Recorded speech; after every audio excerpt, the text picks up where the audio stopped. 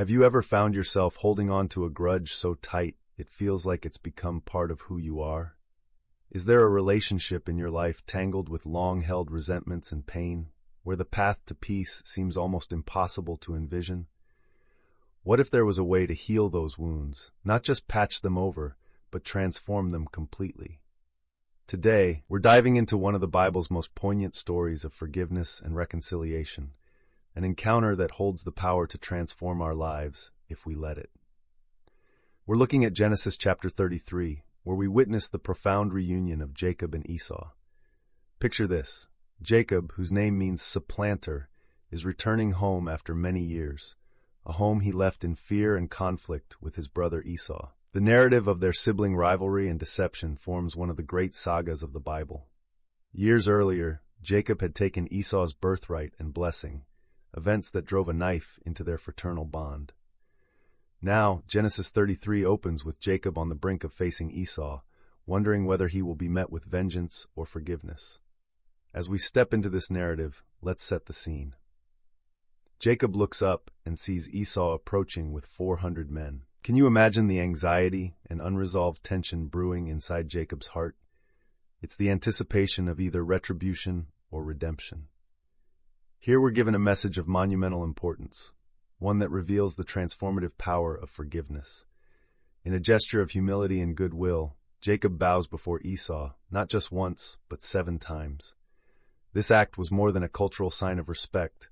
It was an offering of peace and a bridge over the chasm their past had created. And then something miraculous happens. Esau runs to Jacob, embracing him, falling on his neck and kissing him, and they weep. It's a moment that cuts through years of bitterness, offering a raw, unfiltered display of reconciliation. What can we learn from this powerful encounter? The embrace between Jacob and Esau teaches us first and foremost that forgiveness is not just an act. It's a profound release that sets free both the forgiver and the forgiven. It's crucial to understand that forgiveness doesn't erase the past. Instead, it allows us to embrace a future filled with new possibilities. Consider this: the power of Esau's forgiveness lies in its ability to transcend past grievances, crafting a brighter horizon. He chooses to see his brother not through the lens of past transgressions, but as a part of his present and future. How often do we allow our own grievances to become heavy chains, inhibiting our spiritual growth and peace? In today's world, where personal and global conflicts seem ever present, this story challenges us to redefine our understanding of strength. Strength, it shows us, isn't in the power to punish, but in the capacity to forgive and start anew. Reflect on the relationships in your own life that might benefit from a Jacob and Esau moment. What grudges do you hold that, if released, could bring healing not only to others, but to yourself as well? Join me now as we look closer at the historical context. In the ancient Near Eastern culture, where honor and shame dominated societal dynamics, Esau's actions were radical. To meet Jacob with open arms, despite the cultural expectations of honor and retribution, underscores a significant departure from societal norms, a glimpse of divine instruction overshadowing human nature.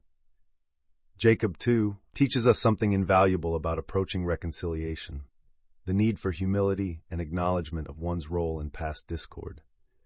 As we gather these insights, consider how you might bring them into your life. Are there apologies to be made, reconciliations to be sought? Sometimes the most courageous path is the one that defies our impulses and aligns us more closely with compassion and understanding. Before we wrap up, I want to hear from you. What thoughts or feelings does this story of forgiveness stir in you? Leave your heartfelt reflections in the comments, because sharing your journey might encourage others to embark on their own path of reconciliation. As we conclude, let's digest this potent illustration of love's triumph over anger.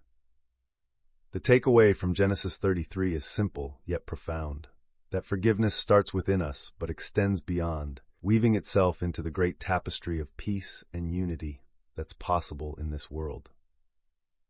As we prepare for our next session, where we dive into Genesis chapter 34, let's carry with us what we've learned about forgiveness, applying it to our lives daily.